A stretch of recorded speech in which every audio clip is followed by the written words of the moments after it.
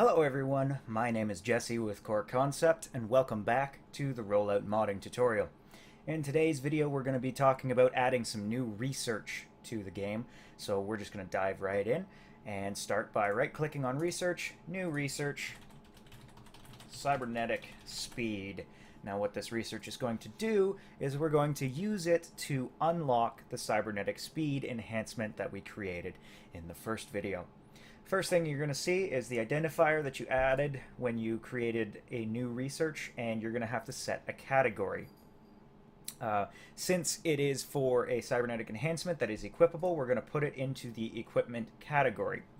Then you're going to have to give it a title, and we're going to call it Cybernetic Speed Enhancements. And you're going to have to specify a building that it is researched at. Now we're just going to use the electronics lab. That's part of the core game, but if you have added some of your own buildings, you can certainly specify them here. We will go into how to add a building in a later tutorial. I'm just going to put a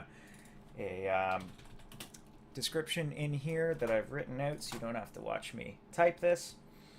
And excuse me, we're going to have to pick an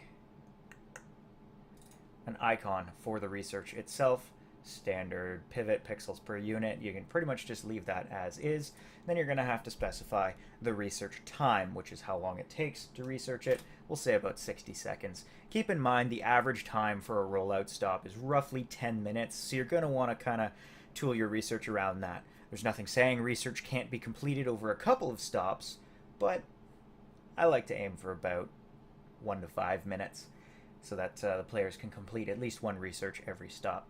Then you can give it some materials that are required, so we're going to say they need a microchip. There are some microchips, some metal, and some power. These are all, again, in the base game. Let's say 5 microchips and, I don't know, 6 metal, and that's too much, 50 power.